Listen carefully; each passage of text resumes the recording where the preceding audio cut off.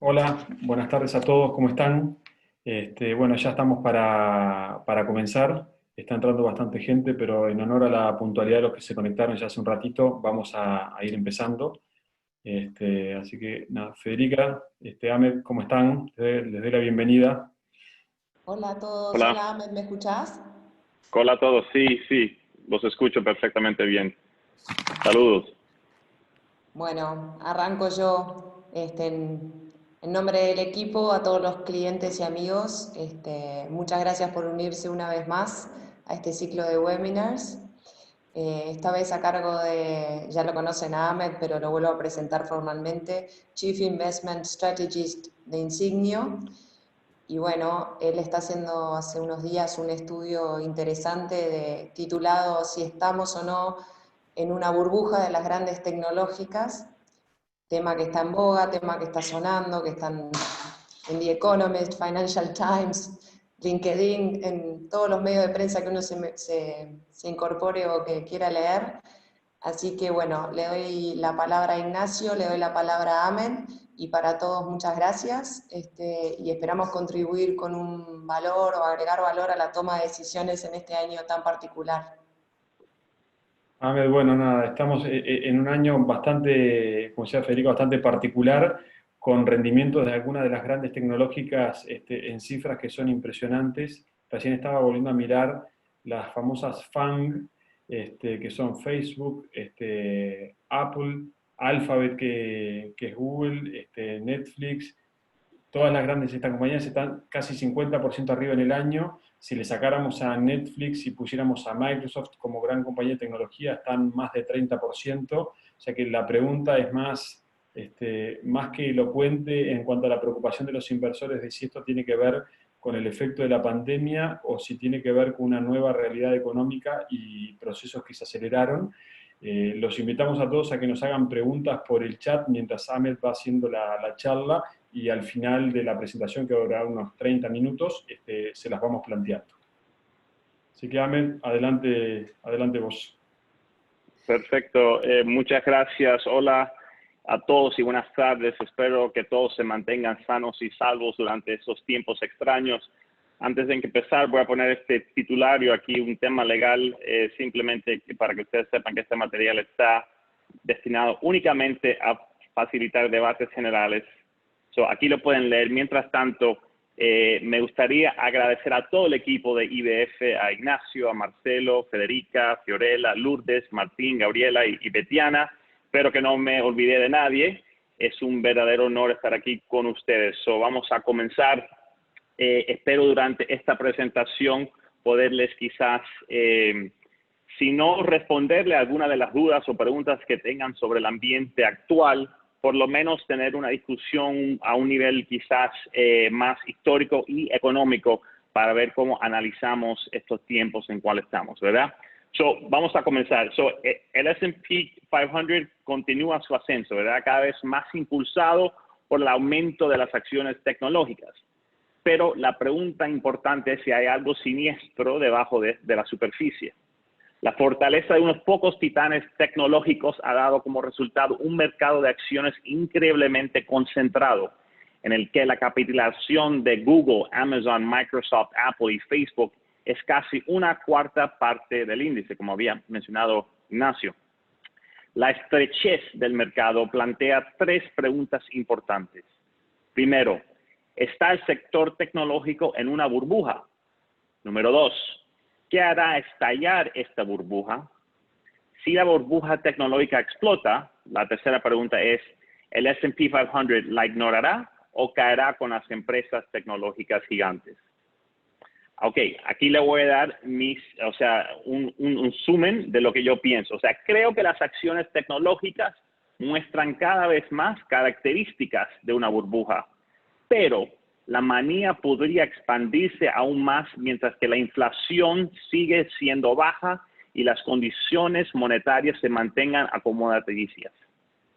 Eso no significa que no podamos tener correcciones ocasionales. Para que tengan una idea, el Nasdaq durante los 2000 tuvo no menos de 10 correcciones del 10% durante la burbuja tecnológica. Más, tuvo una caída de casi un 20% antes de llegar a sus niveles máximos. Cada década tiene su burbuja. Como puede ver con este cuadro, cada década en los últimos 60 años ha experimentado con su propio exceso financiero. Esto no es nada nuevo. Y si nos vamos aún más allá, nos podemos ir a los tiempos de Holanda con las tulips y otras burbujas que han habido a través de la historia del mundo financiero. En cada caso, especialmente en los últimos 60 años, 3 fuerzas alimentaron estas manías. Primero, una fase extendida de política monetaria fácil. Segundo, una narrativa que condujo fondos hacia activos de moda. Y 3, un periodo prolongado de rendimientos superiores que acentuó la inevitabilidad de participar en la burbuja. En la década de los 60, la manía rodeaba las llamadas acciones Nifty 50, como se llamaban aquí en Estados Unidos. Y un perfecto ejemplo es la acción de Disney, que la puede ver aquí en pantalla.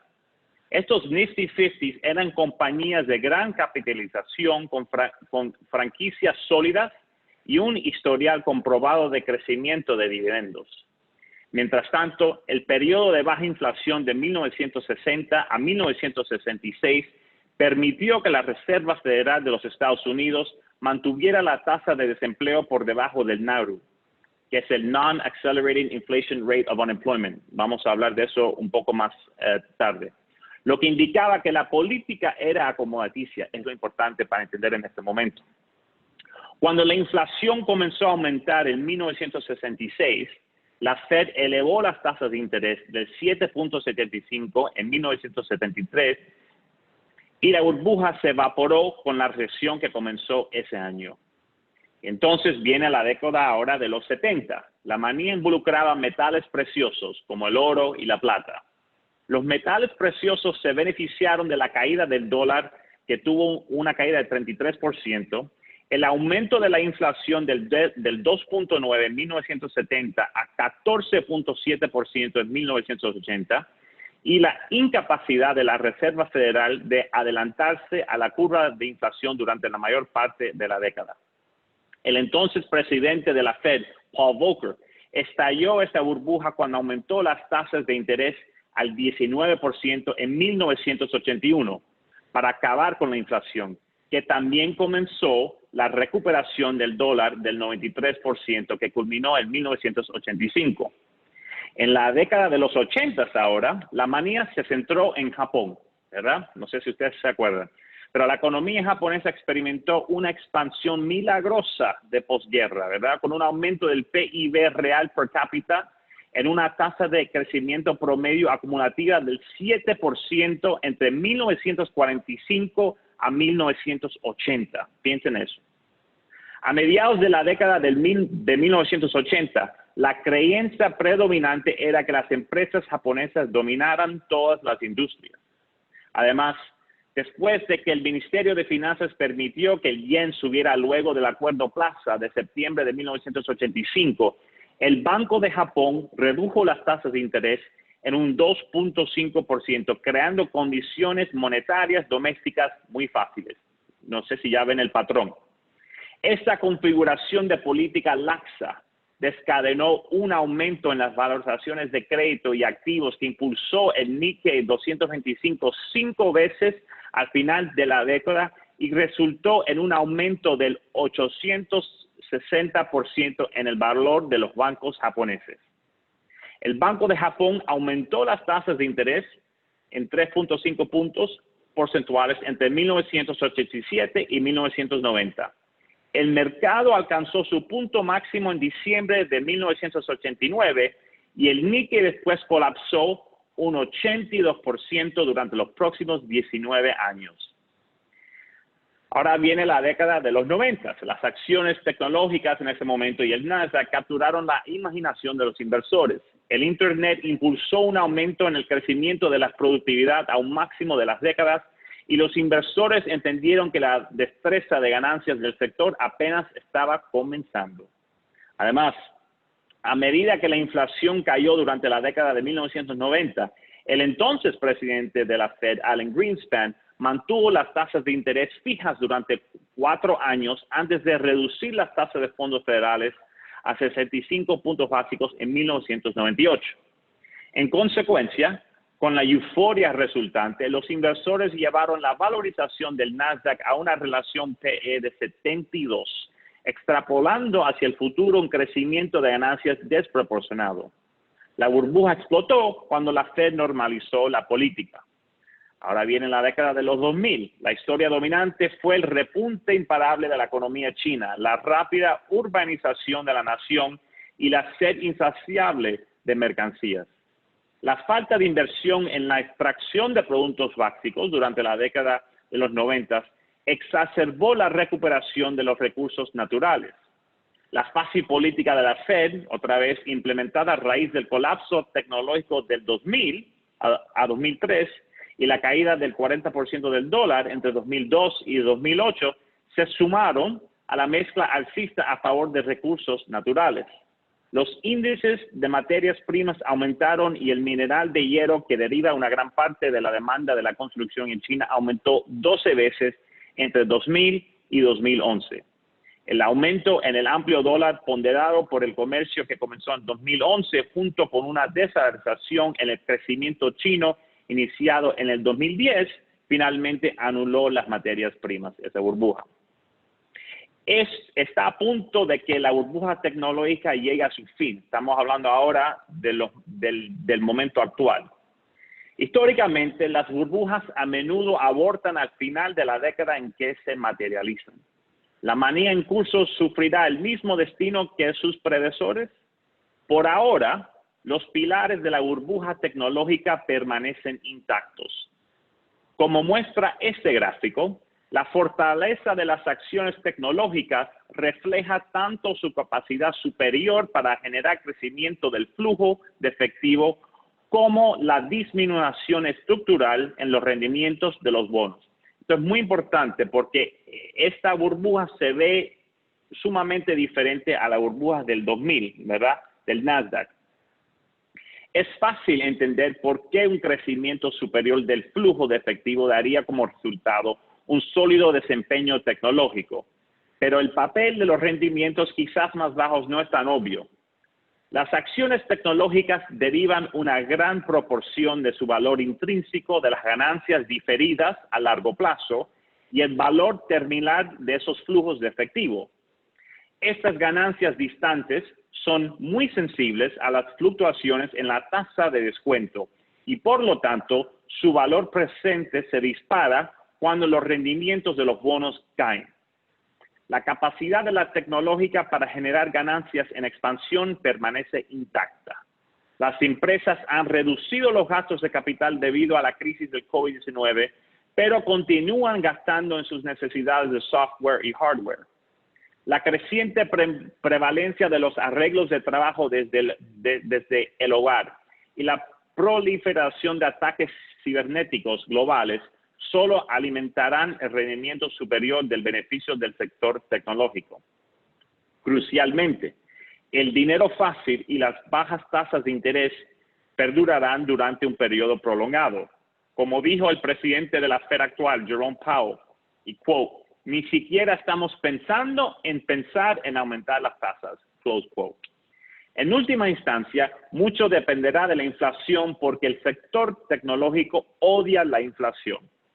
El modelo comercial de tech está optimizado para condiciones deflacionarias, especialmente cuando se compara con otras industrias cíclicas.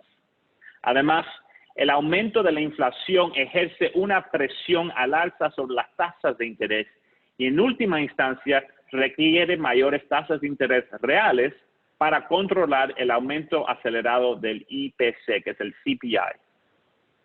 La subida de los tipos de interés reales perjudica desproporcionadamente las existencias de crecimiento debido a su mayor sensibilidad a los tipos de descuento.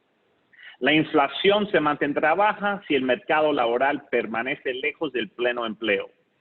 El lento progreso en los indicadores de empleo sugiere que la tasa de desempleo estará por encima de la tasa de inflación no acelerada del desempleo, el NAURU, que ya yo hablé, durante al menos 2 o 3 años. La deceleración en la velocidad del dinero y la debilidad en la demanda solo exacerbarán la baja inflación en el próximo año o dos.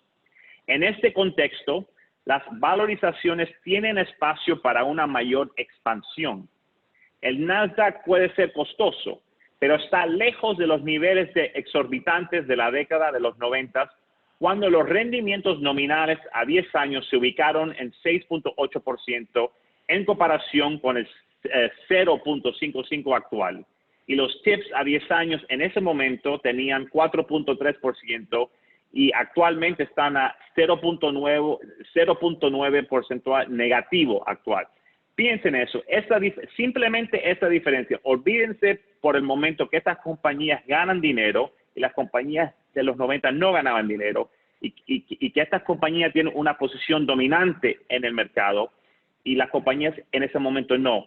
Simplemente esa diferencia en la tasa de descuento es sumamente importante cuando estamos hablando de la valorización de estas compañías. En efecto, tanto la prima de riesgo de renta variable como las tasas de crecimiento esperadas a largo plazo integradas en las acciones tecnológicas son mucho más conservadoras que a fines de la década de 1990. Finalmente, los inversores se han perdido la recuperación de las acciones, lo que implica que una gran proporción de las ganancias en acciones tecnológicas no se han acumulado para muchos inversores. Como muestra este gráfico, desde el 2010, las empresas, o sea, las mismas compañías, han sido los principales compradores de acciones, mientras que los hogares y los planes de pensiones han vendido constantemente la clase de activos. Además, el sentimiento de los inversores sigue siendo fuertemente bajista y las tendencias de efectivo de inversores y hogares han aumentado a raíz de la pandemia del COVID-19. Por lo tanto, existe una gran demanda acumulada de activos financieros.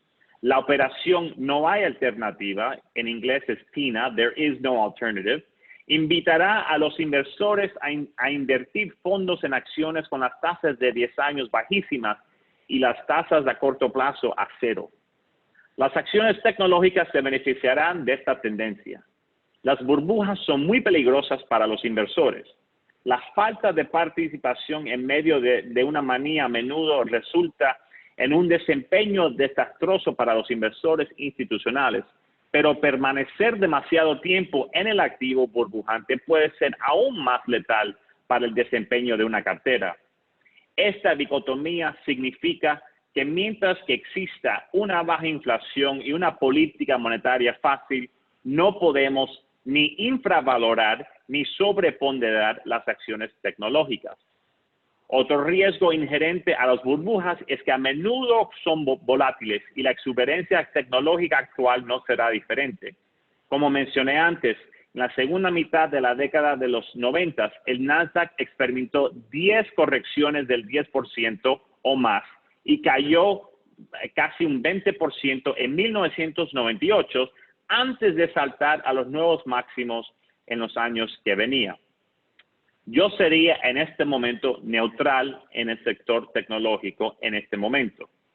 Ahora, dos riesgos potenciales que pueden cristalizar un periodo de corrección en las acciones tecnológicas durante el resto del 2020.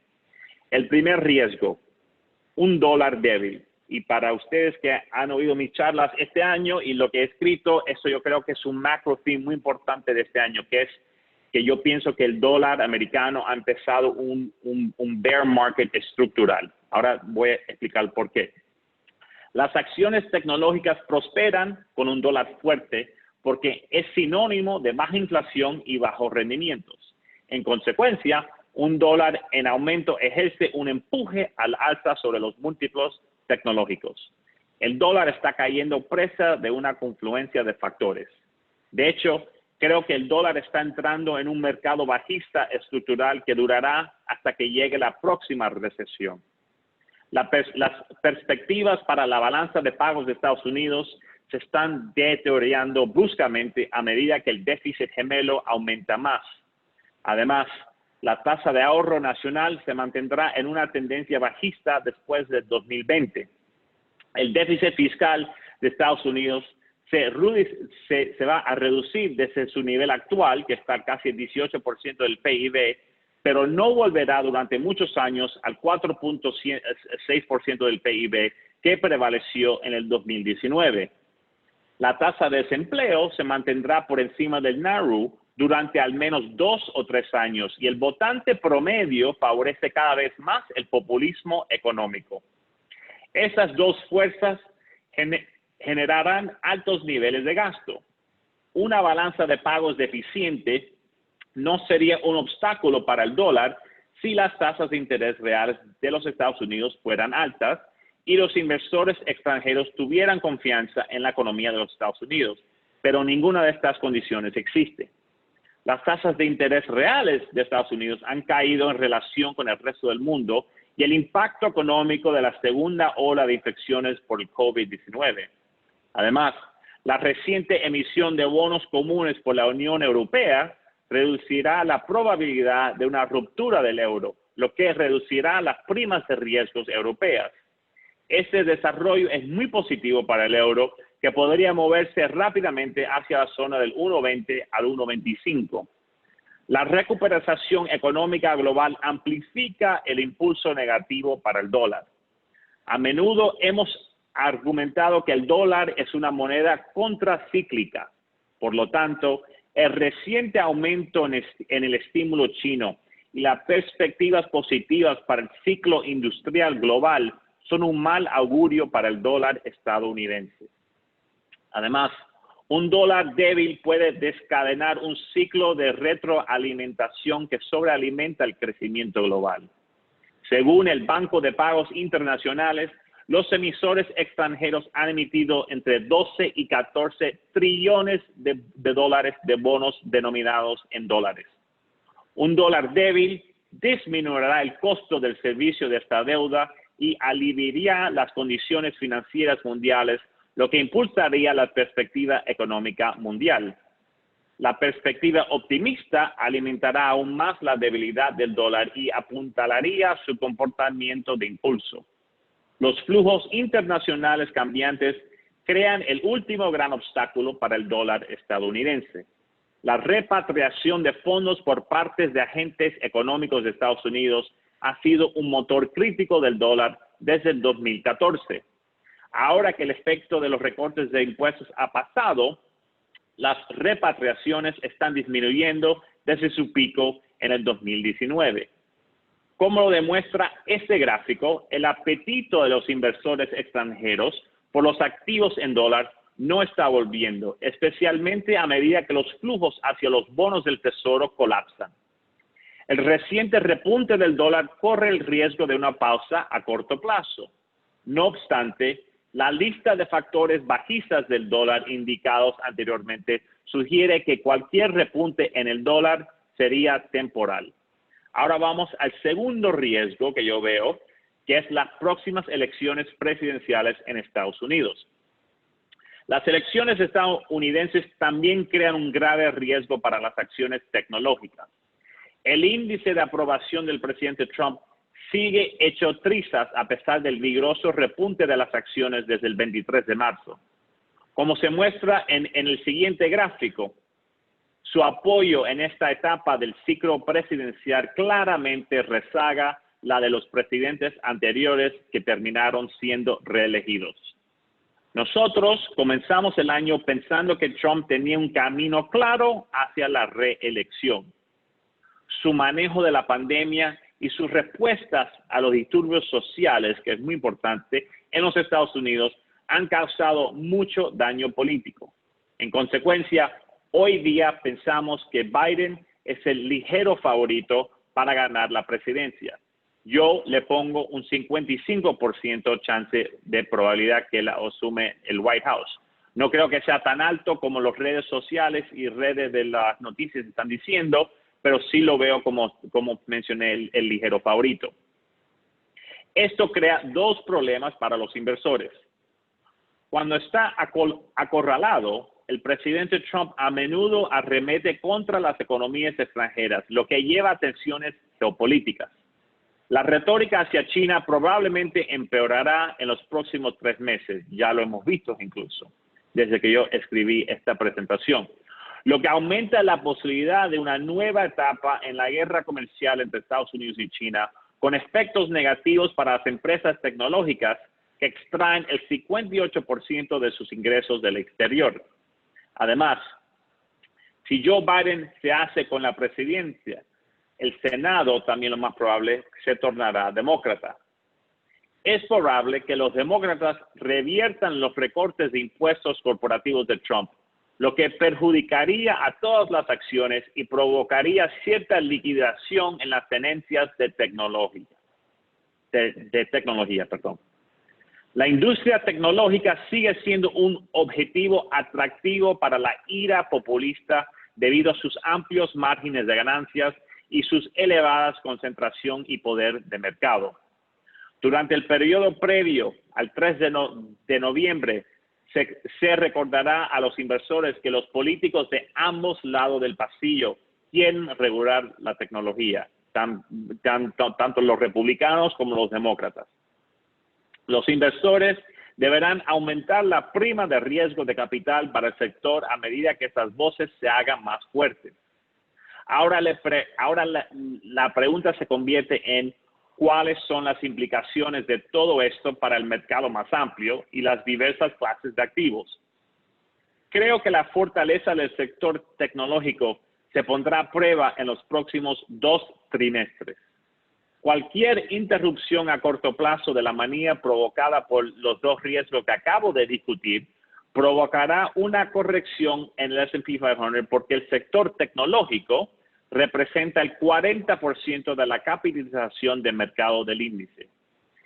Sin sus 5 más grandes componentes, que son Apple, Microsoft, Amazon, Google y Facebook, el S&P 500 habría aumentado solo un 23% en los últimos 5 años, en lugar de su rendimiento actual del 54%. El siguiente gráfico muestra el rendimiento del mercado con y sin los 5 mejores acciones. Para agregar un poco de color a esos números, estos 5 titanes tecnológicos han agregado $4.8 trillones de capitalización del mercado del S&P 500 contra el 3.8 trillones agregados por las siguientes 495 empresas. Cualquier interrupción a corto plazo de la manía provocaría una corrección en el S&P 500. A pesar de este riesgo, seguimos anticipando que el S&P 500 encontrará un piso alrededor de 2.900 a 3.000. Sería una caída bastante suave, vamos a ponerla de esta forma. Algunos factores cruciales apuntalan las acciones. La política monetaria global sigue siendo extraordinariamente acomodaticia.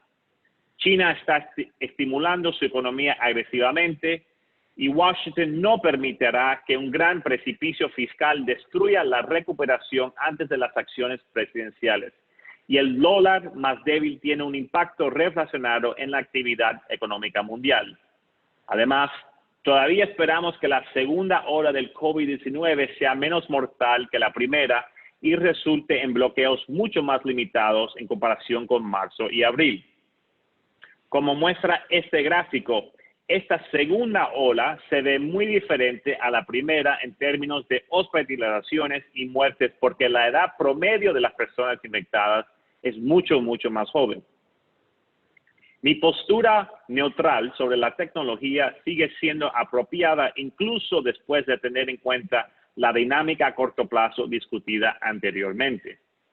La ausencia de presiones inflacionarias en los próximos 2 años más o menos, y la posición de los bancos centrales mundiales de que mantendrán condiciones monetarias flexibles hasta que la inflación haya superado un objetivo del 2%, indica que las condiciones persisten para una manía tecnológica en expansión. El dólar se debilitará aún más en los próximos 12 meses por lo menos. La reducción de los diferenciales de las tasas de interés, la reactivación del crecimiento global, el impulso deteriorado y las valorizaciones costosas no son un buen augurio para el dólar. Sin embargo, es poco probable que la debilidad del dólar dure más de 12 a 18 meses porque Estados Unidos todavía posee una tasa de crecimiento de tendencia más alta que el resto del G10 y tiene una tasa de interés neutral más alta. Las acciones globales en general y las acciones no estadounidenses en particular tienden a tener buenos resultados en un entorno de dólares débil.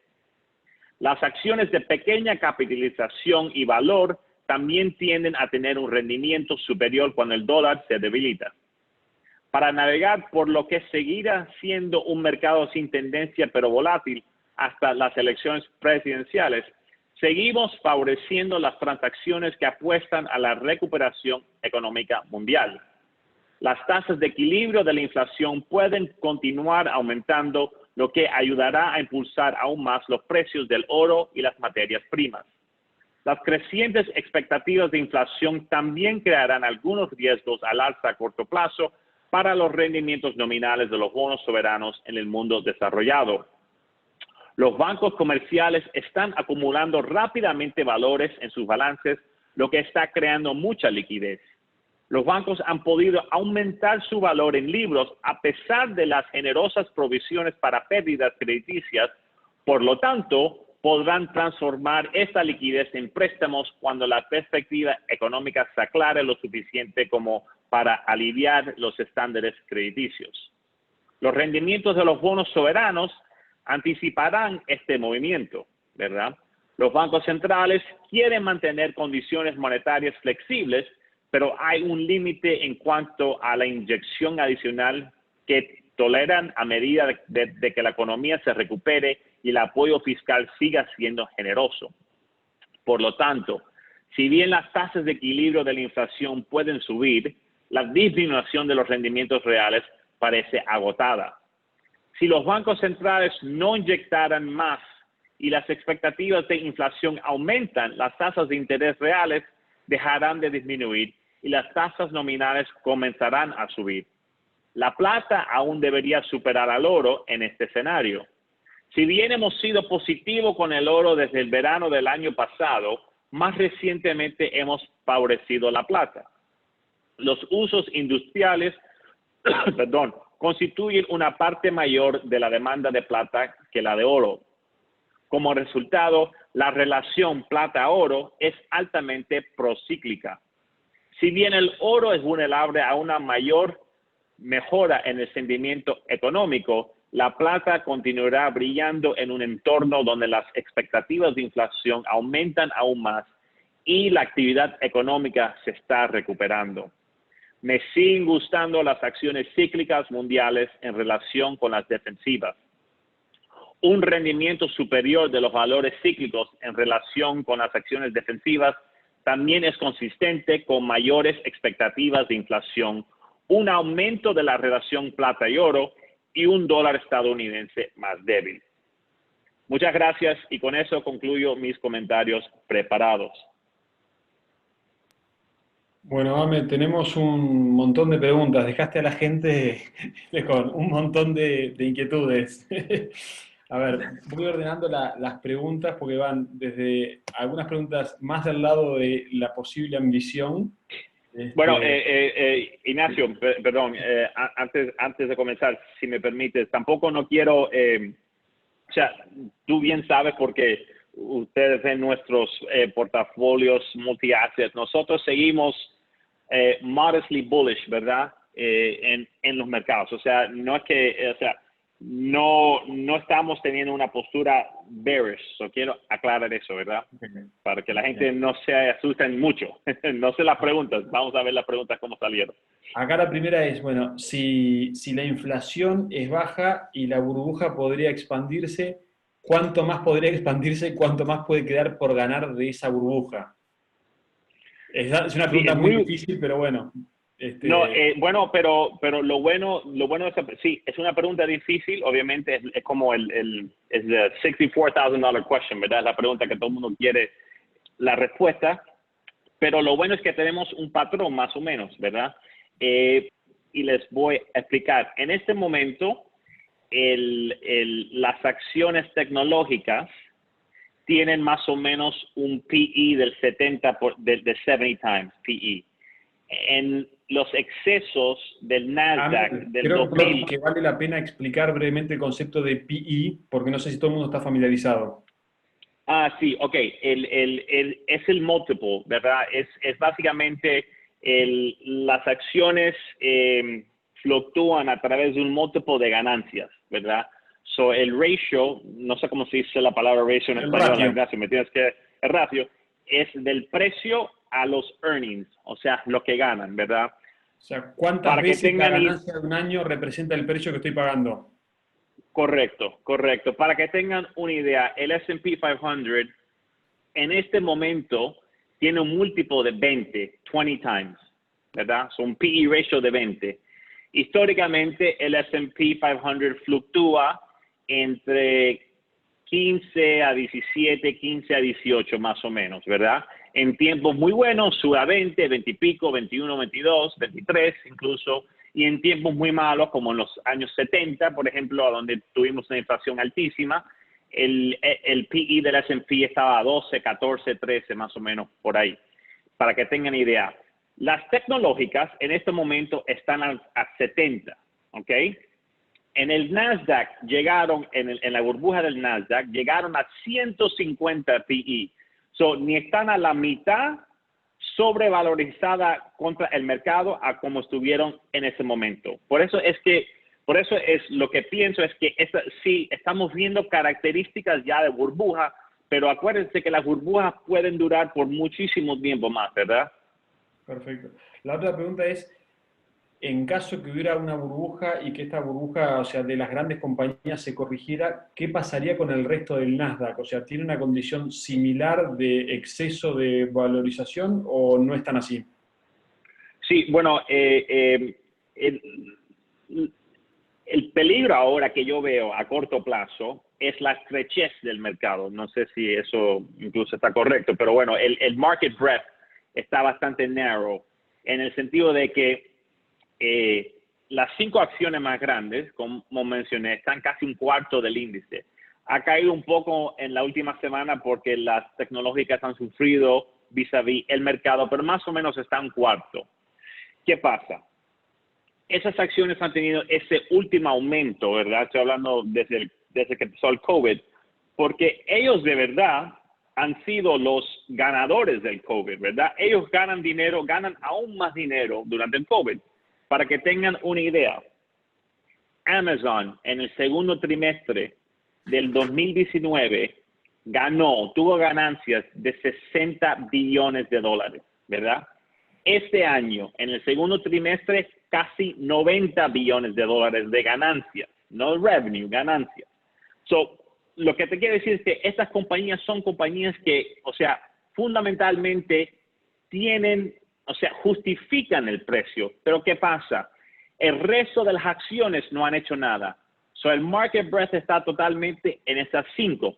So, ¿qué pasa si el COVID, la situación con el COVID mejora, que es lo que nosotros esperamos, que es nuestro caso base? Va a haber un rotation, o sea, la gente van a vender las acciones que han ganado tanto, como esas 5, y van a comprar las más cíclicas, que no han hecho básicamente nada desde que empezó el COVID, ¿verdad? Todo el mundo habla que, wow, el S&P 500 ha subido tanto desde que empezó el COVID, pero no es verdad. El S&P 500 no ha hecho nada. Son 5 acciones que han subido, ¿verdad? So, mientras que la situación económica mejore, el mercado va a tener una rotación internamente fuera de esos nombres a los nombres más destrozados que van a beneficiarse más en una economía normal. Lo cual me quiero decir es que para que el mercado tenga una subida más a largo plazo, más sostenible, hay que tener esta corrección para que llegue ahí, porque esas acciones se tienen que vender para que las más cíclicas puedan aumentarse. So, es casi una condición antes de que el mercado pueda empezar la subida de nueva del bull market, porque, o sea, yo creo que que el mercado comenzó un bull market en marzo del 2020. O sea, estamos en las primeras etapas del nuevo bull market. Ok. Ahmed, vos mencionabas que una de las condiciones necesarias para que haya una burbuja es una fase extendida de política monetaria, y mencionaste lo de la narrativa, y eso me hizo acordar a cuando en los 90, al principio del 2000, se hablaba de que las empresas de brick and mortar, o sea, las de ladrillos y hormigón o cemento, ya no iban más. ¿Cuál es exactamente la narrativa a la que un inversor tendría que estar atento en este momento cuando se habla de Sí, grandes tendencias de consumo, de cambios de patrones, y claro. todo esto? Sí, sí. Bueno, por ejemplo, el miedo que hay aquí, porque, o sea, ya yo he hablado de este tema varias veces y yo he notado que hay un miedo de los inversores. Ese miedo me indica que todavía no estamos a esos excesos de narrativa, ¿verdad? Porque todavía hay precaución. Ok. La narrativa de verdad llega cuando la gente piensa que el precio nada más que va en una dirección. Como indiqué en las gráficas, todavía no hay participación general en el mercado por parte de los inversores. Los gran compradores de los últimos 5 o 6 años han sido las mismas corporaciones. Todavía no veo ese irrational exuberance, para usar las palabras de Alan Greenspan, ¿verdad? Todavía no se ve, y eso obviamente no hay un número mágico, no hay un gauge numérico, cuantitativo que podamos ver, pero eso es más una sensación que cuando empiezan a oír de la gente decir, no, tengo que estar invertido en Amazon, Facebook y toda esta gente porque no queda más remedio, lo único que hacen es subir el precio, nada más que sube, me tengo que meter. Esos son los signos críticos, ¿verdad? Porque cuando uno compra pensando que nada más que hay una dirección para el precio, ahí es cuando sí, nos podemos meter en problemas. Pero sí, yo creo que el mercado está right, vamos a ponerlo de esa forma, está listo para una corrección que empiece justamente en este sector. Pero igual, quiero repetir, es una corrección para comprarla, no es que pienso que estamos comenzando otro bear market. Como le aclaré, yo pienso que en marzo comenzamos el nuevo bull market. Ahmed, Sí, soy Fede, me cambié de computadora hola. porque se me Sí, desconectó. Brevemente, tengo muchas consultas respecto en caso de tomar las ganancias del sector tecnología, si habría un sector puntual o un parking, o si tenés una jugada estratégica que recomendar para la toma de ganancias de la parte accionaria en caso que uno decida hacerlas. claro. O sea, acuérdese que el tomar o no profits, vamos a decir, o ganancias, depende mucho a la tolerancia de riesgo que tiene un inversor. Si un inversor tiene una tolerancia de riesgo alta, puede incluso no quitarse ningún exposure tecnológica, porque como les dije, yo pienso que esto puede seguir expandiéndose. Alguien que tenga una tolerancia de riesgo más baja puede quitar bastante exposure al sector. Para mí, nosotros en las carteras estamos neutral, o sea, porque veo condiciones de burbuja, pero a la misma vez veo justificaciones fundamentales para la cual están a estos precios. Por eso es que creo que una posición neutral es importante, pero yo nunca he visto a nadie que pierda mucho sacando ganancias del mercado, ¿verdad? Si quieren, por ejemplo, sacar un poco de dinero del sector tecnológico, yo creo que los sectores más cíclicos, lo que estaba hablando, o sea, irse de los COVID winners a los ganadores de la economía normal, que son las cosas más cíclicas, energía, bancos, lo que todo es consumo discrecional, ¿verdad? El consumo discrecional, te digo, los dos sectores que están fuertísimos en Estados Unidos son real estate y auto sectors. Son los dos sectores más fuertes en el país en este momento. Perfecto. Okay, thank you. Ahmed, te hago 2 o 3 preguntas más.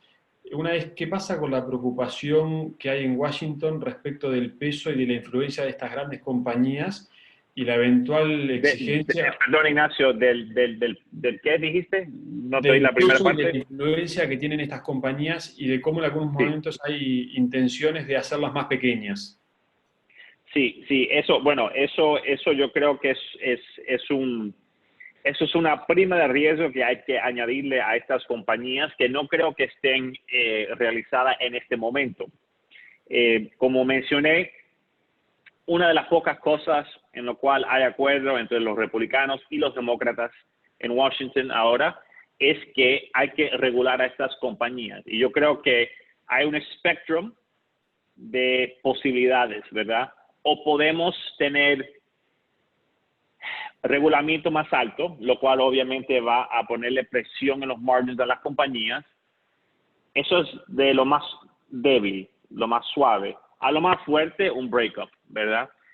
Para mí, de las 5 compañías más grandes, la que tiene o la que debe tener la prima de riesgo más alta de breakup es Facebook. Porque Facebook es una particularmente que los demócratas y los republicanos le tienen un odio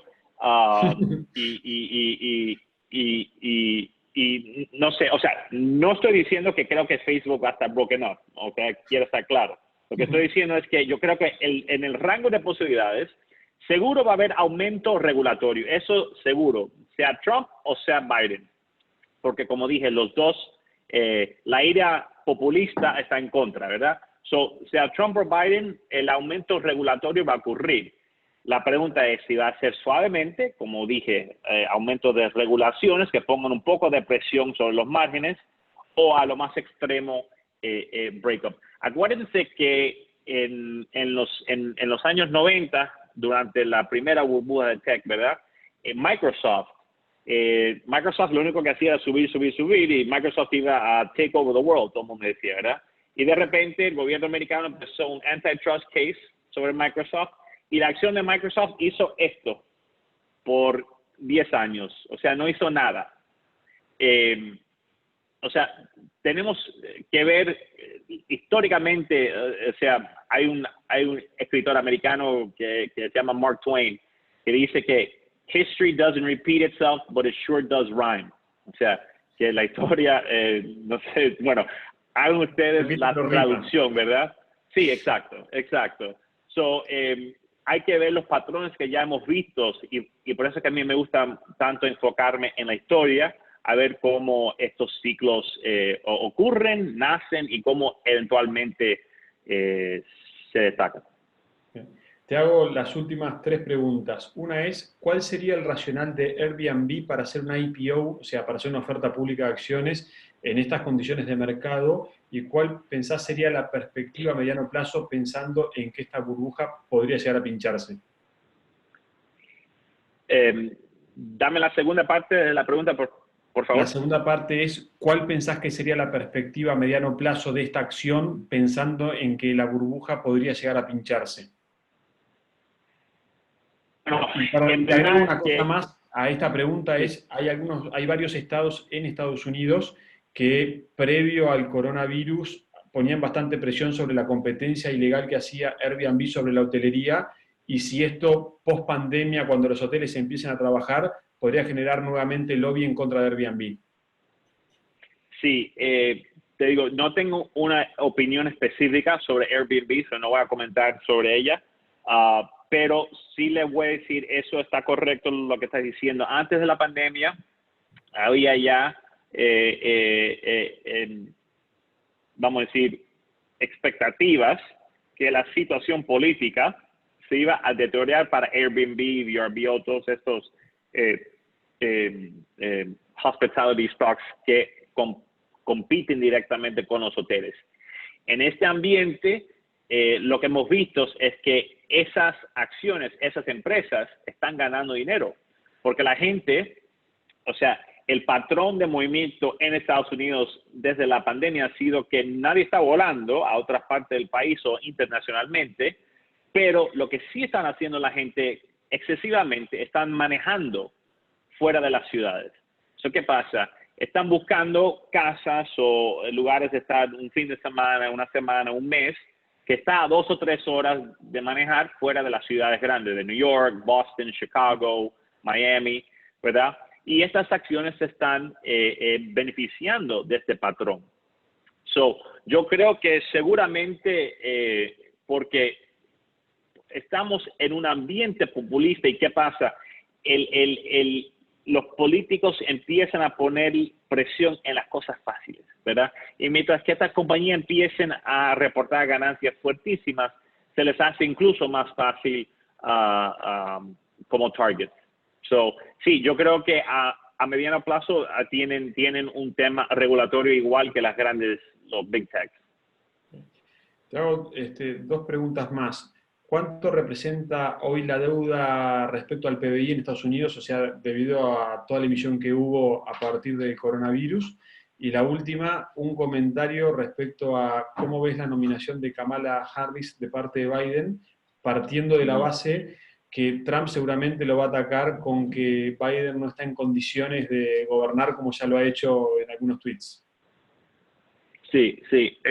Ok, bueno, sobre la deuda estadounidense, está llegando o va a llegar hasta el 100% del PIB. El tema de la deuda es muy interesante, ¿verdad? Porque, ¿qué pasa? Estados Unidos está en un lugar privilegiado en el sentido de que, obviamente, emite deuda en su propia moneda y es el Global Reserve Currency, ¿verdad? Por ejemplo, Japón, que el yen no es el Global Reserve Currency, pero es un Reserve Currency. Por ejemplo, tiene debt to GDP de 240%. So, esos números de Rogoff and Reinhardt, que dicen que después de cierto porcentaje que no hay crecimiento, debt to GDP, o sea, el mercado emergente es 50 y tanto, 60%. Correcto, correcto. Funcionan, pero ¿qué pasa? Esos son todos países que no emiten deuda en su propia moneda, ¿verdad? Estamos en un régimen ahora de financial repression, a donde no me importa lo que digan la gente, los bancos centrales ya no son independientes, ¿verdad? No están actuando de forma independiente, están actuando en conjunto y van a estar actuando en conjunto con los departamentos del Tesoro, los departamentos de finanzas, para mantener la tasa baja, para que el costo de servicio de la deuda se mantenga baja. Los Estados Unidos están en un punto ahora que el costo de capital para el gobierno americano está más o menos a 1.7%. El long-term trend growth potential del país es casi 2%. Mientras que el effective borrowing cost esté por debajo del long-term growth potential del país, todo está bien, porque you can outgrow your debt. O sea, puedes siempre crecer más rápido de tu deuda. El problema llega cuando esos números hacen así y se intercambian. Cuando el borrowing cost de Estados Unidos se vaya por encima del 2%, ¿ok? Entonces estamos en problema porque entonces la deuda crece a un nivel más alto que uno puede crecer. Okay.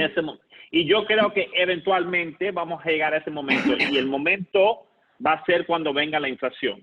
Pero mientras que la inflación esté baja, el Banco Central puede mantener las tasas y los borrowing costs bajos y puede hacer el financial repression. O sea, es básicamente modern monetary theory que ya está aquí. Perdón. Bueno, y lo último era un breve comentario sobre la designación de Kamala Harris. Sí, perdón. Y Kamala Harris. Sí, perdón. Kamala Harris. Sí, yo creo que, bueno, obviamente ella era la front runner, para ponerla así, era la que todo el mundo estaba esperando. Yo creo que él básicamente lo que hizo fue que él tenía una decisión enfrente de él. O escogía a alguien como él, más o menos moderado, al centro, pero izquierdista, pero más o menos centrista, vamos a ponerlo de esta forma, o se iba hacia la izquierda, con Elizabeth Warren, gente así. Él escogió, yo creo, porque está en posición fuerte ahora, porque está ahead in the polls, he made the safe choice, hizo lo más seguro, lo que menos podrá disturbar el status quo, claro. Yo creo que eso fue lo que hizo.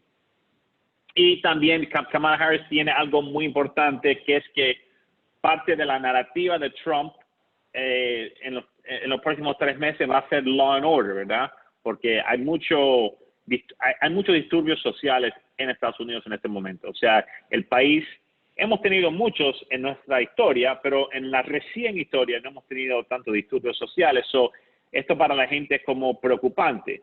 So, Trump, parte de su plataforma es que los demócratas son suaves cuando llega todo de policía, de orden social, de orden, ¿verdad? So, él ha estado con esa narrativa. Kamala Harris fue District Attorney y Attorney General en su momento. So, ella tiene conexiones bastante fuertes con la policía y yo creo que eso fue forma de él de quizás augurar algunos de los miedos que algunos independientes puedan tener sobre la plataforma demócrata, siendo muy fácil en contra de la gente que están protestando. Perfecto, Ahmed. Bueno, Ahmed, muchísimas gracias. Una vez más, siempre muy claro. A veces tenés tantos conceptos que después uno los tendrá que ir decantando, ¿no? Con el tiempo. Pero muchas gracias a todos los que participaron. Y bueno, próximamente en algún otro estudio de los tuyos o research, ya haremos otro webinar contigo.